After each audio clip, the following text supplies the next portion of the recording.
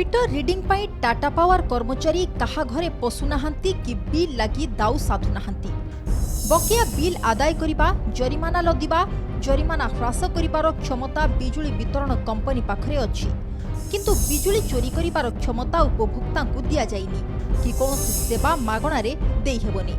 टाटार मनमुखी कारबार को नहीं विधानसभा दलमत निर्विशेष असंतोष प्रकरण में एमिति उत्तर देइथिले शक्ति मंत्री केवी सिंहदेओ। हेले पुरी रे विचित्र स्थिति उपजिछि। एठी टाटा पावर बेस दयालु,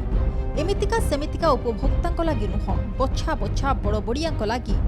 टीपीसीओडीएल बिजुली बिल देखिबा परे समस्ते ताजुब। बिजुली बिल आसीछि मात्र 20 टंका, जणे कि दुई जण नुह, 46 लोकंक मासिक बिजुली बिल आसीछि 20 टंका। 46 जनक भितरे अधिकांश सेवायत,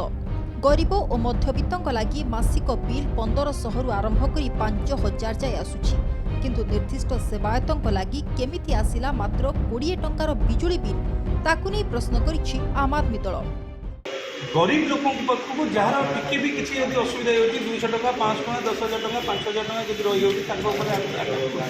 किंतु एमाने एते प्रभावशाली परिसर व्यक्ति थाई कि कौन प्रकार असुविधा न थाई विभिन्न संगठन ठूँ आरंभ कर उच्च पदर से परिवार लोक अच्छा या मृत्यु वर्ण कर लोक भी बिल ना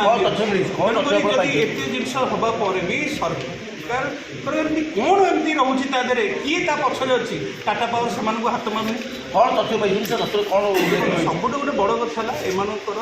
electric bill current electric bill recent 20 टंका मात्र 20 टंका आप चिंता करूँ गोटे लोकर के 20 टंका इलेक्ट्रिक बिल आसपार कि सेपटे टीपीसीओडीएल कर्तृपक्ष को जोगाजोग कले भी कौनसी प्रतिक्रिया हस्तगत हो पारिनी। जो किसी निर्दिष्ट उपभोक्ता बिजुली बिल एते कम आसी पचारे से भी कौनसी संतोषजनक उत्तर मिल पारानी। जी बिल देइछि से जानिथिबो कही एड़ाई जाइछंती उपभोक्ता। केही जणे भी गरीब लोक ना आमे जतले इलेक्ट्रिक ऑफिस जतले जाउछु बा कोनोसी इलेक्ट्रिक समस्या हमर होउछि आमे गोड़ हाथ तले पडुछु। केते केते गरीब लोक आज्ञा सार छाड़ दियंतु कि कौन असुविधा होची आमु टिके रिहात दियंतु आपण माने टंकाटे भी केबे छाड़ंतिनी केबे सुनंतिनी किंतु सेही भले हम दुआर मुहरे हम पाख लोक आसी जी बोली आमे से लोकलोचन माने बेळको काले भय लागिवो निजो लाज लागिवो बोली आमे ला तांको रिक्वेस्ट करछु किंतु एठी ए जो 46 जनकर एमानकर इलेक्ट्रिक बिल आज्ञा 20 टंका आसी 20 टंका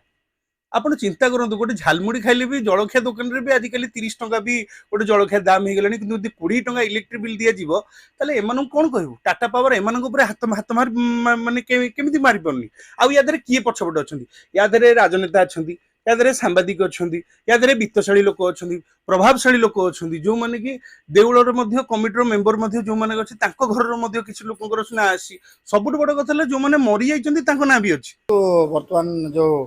टाटा कंपनी इलेक्ट्रिक दायित्व नेला विद्युत विभाग बहुत विभ्राट होची बहुत प्रकार अच्छे शुणा मिलूँ कौन जे टाटा कंपनी केते गोटे लोक परिसर आनुगत्य प्रकाश कर इलेक्ट्रिक बिल कम कर कहबार ना से कहीं सी हूँ टाटा कंपनी माने पैसा दबा नबार कथा किंतु आश्चर्य कथा